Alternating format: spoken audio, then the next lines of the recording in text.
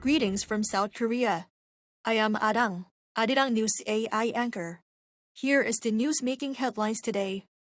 U.S. President Donald Trump says American forces are making major gains in the war with Iran. In a social media post, Trump claimed the United States was totally destroying Iran's military capabilities as fighting across the Middle East continues to intensify. Meanwhile, a U.S. military aerial refueling aircraft crashed in western Iraq during operations linked to the conflict. U.S. Central Command said the incident was not caused by hostile fire, and rescue efforts are underway. Iran has vowed to continue its response, with the country's new supreme leader saying Tehran will keep targeting U.S. allies in the region and avenge the blood of the 170 people who were killed in a possible U.S. strike on an elementary school. Oil prices surged back to the $100 per barrel level on Thursday as the war with Iran showed no clear signs of ending, heightening fears of prolonged disruptions to global energy supplies. Brent crude jumped 9.2% to settle at $100.46 per barrel, reflecting mounting concerns that the conflict could significantly affect oil production and shipments across the Persian Gulf. Analysts warned that any sustained disruption in the region, which accounts for a large share of the world's crude exports, could trigger a renewed surge in global inflation and weigh on economic growth.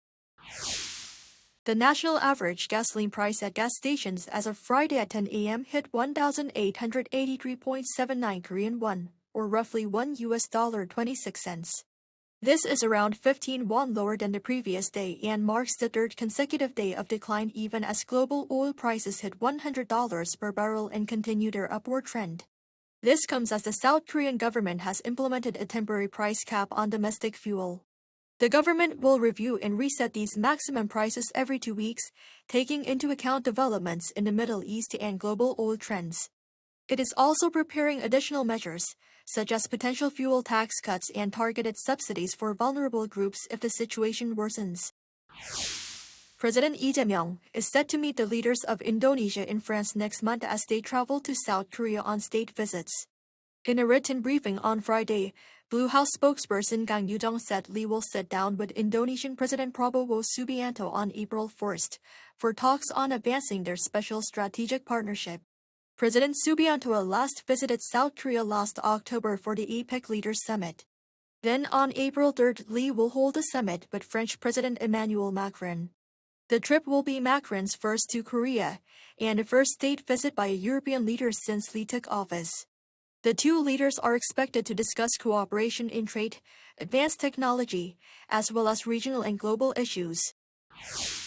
Big Hit Music has unveiled a special animated trailer for BTS's upcoming single, Arirang.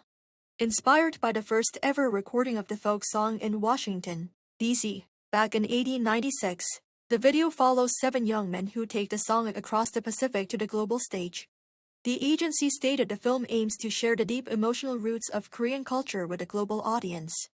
BTS is set to release their 5th full-length album on the 20th, followed by a massive performance Gwanghwamun Square on the 21st, which will be streamed live worldwide on Netflix.